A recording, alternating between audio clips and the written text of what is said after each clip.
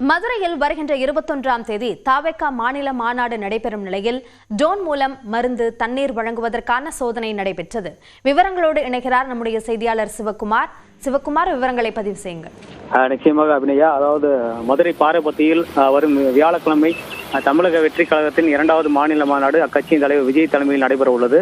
இந்த மாநாட்டிற்கு கிட்டத்தட்ட 5 லட்சம் பேருக்கு மேல் வருவார்கள் என எதிர்பார்க்கப்படுகிறது. மாநாட்டு திடலில் 1.5 லட்சம் பேர் அமர்ந்து பார்க்கக்கூடிய வகையில் ஏற்பாடுகள் நடைபெற்று வருகிறது. இந்த மாநாட்டுக்கு காவல்துறை அனுமதி அளித்த நிலையில் கிட்டத்தட்ட 80% பணிகள் நிறைவு பெற்றுள்ளது. தொடர்ந்து இரவு பகலாக பணிகள் நடைபெற்று வருகிறது.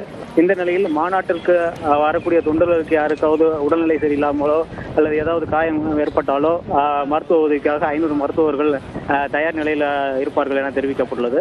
இந்த அதாவது கூட்டத்தில் இருந்து மருந்து பொருட்கள் எதுவும் கொண்டு செல்ல முடியாத ஒரு நிலை ஏற்படும் சூழ்நிலையில் அனைவருக்கும் அந்த மருந்து பொருட்கள் கொண்டு செல்ல உதவுவதற்காக பெரிய ட்ரோன் மூலம் இந்த மருந்து பொருட்கள் கொண்டு செல்ல ஏற்பாடு செய்யப்பட்டுள்ளதாகவும், மருத்துவ உபகரணங்கள் மற்றும் மருந்து பொருட்கள் ஏதாவது ரத்தம் தேவைப்படுவதற்கு ரத்தம் கொண்டு செல்வதற்கு இந்த ட்ரோன் பயன்படுத்தப்படும் எனவும், மேலும் தண்ணீர் பாட்டில்கள் கொண்டு செல்லவும் இது பயன்படுத்தப்படும். கிட்டத்தட்ட 25 கிலோ எடை கொண்ட அவசர தேவைக்கான பொருட்கள் இந்த ட்ரோன் மூலம் கொண்டு செல்லப்படுவதாக ட்ரோன் ஆபரேட்டர் தெரிவித்திருந்தார். இந்த நிலையில் இந்த ட்ரோனுக்கான பரிசோதனை இன்று நடைபெற்றது. இந்த பரிசோதனை அக்கட்சியின் பொதுச் செயலாளர் ஆனந்த் மற்றும் கட்சி மாவட்ட நிர்வாகிகள் நேரில் பார்வையிட்டு ஆய்வு செய்தனர்.